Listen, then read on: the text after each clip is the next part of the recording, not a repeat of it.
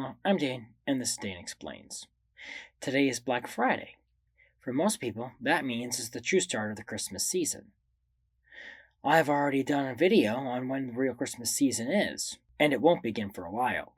However, there's a religious season that does roughly correspond to the modern conception of the Christmas season, and that's Advent. This year, for most people, Advent starts on Sunday, the 1st of December. People usually think of Advent as a time to put up wreaths and light candles to prepare for the birth of Jesus. Well, there used to be a lot more to the practice of Advent, that those of us who put on a few extra pounds this time of year probably be better off for the practices too. Let me explain why.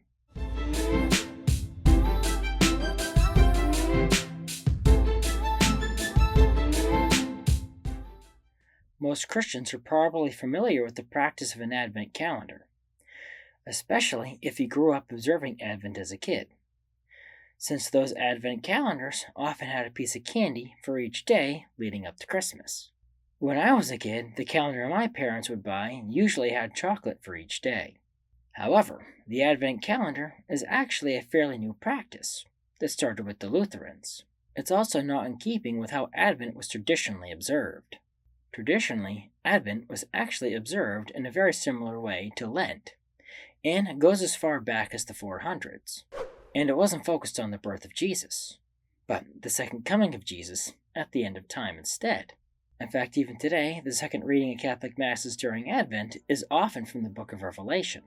Unlike Lent, the adherents to the practice of Advent were much spottier throughout the centuries. The word Advent in Latin means to arrive, which should be obvious since it heralds the birth of Jesus, but it actually has a threefold meaning. Jesus arriving to be born, Jesus arriving in the Eucharist during Mass, and Jesus arriving in the second coming at the end of time. However, Advent wasn't always called Advent. Initially, the practice of doing fasting and penance for the time before Christmas was called St. Martin's Lent. St. Martin's Lent was named for St. Martin of Tours.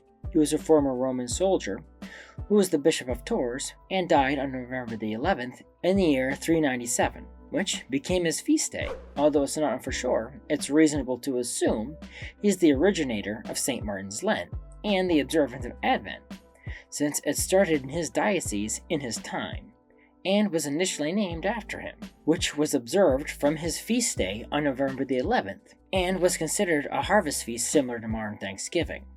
Then it turned into a Lent-like fast that lasted until Epiphany, which is celebrated on January 6th in the West.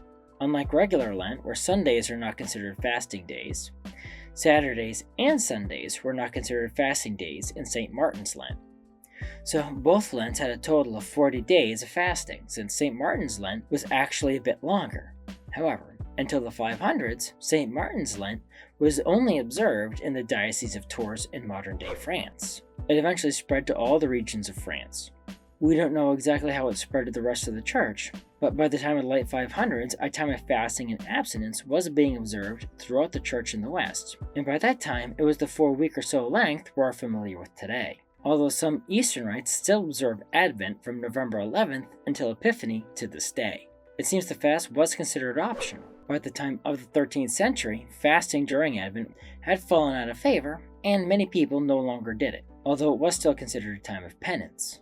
In spite of that, although not consistent across all the rites and dioceses, fasting on Fridays was mandatory in most dioceses in the Catholic Church throughout the centuries during Advent. It's important to point out that fasting is not the same as abstinence, which was required every Friday of every year regardless of the season. Fasting is restricting the intake of food, and abstinence is restricting what food you intake, which was usually restricting meat. All the fasting restrictions during Advent were finally lifted around 1917, although the requirement for abstinence on Fridays continued for another 50 years. So that was a very recent development, considering the 2,000-year history of the Church and the 1,750-year observance of Advent. So in conclusion, even though today Advent usually has an upbeat, almost giddy air, we really should be treating it as a time of prayer, fasting, and penance. Thank you for watching. If you like this video, and other topics ranging from theology to science, please press the like button. Subscribe to my channel and ding the bell to get notified when I post new videos. Also, please support me on Patreon to get extra content and special perks. Link in the description. The more people support me, the more time I can dedicate to making videos like this one. So, until next time, have a great week.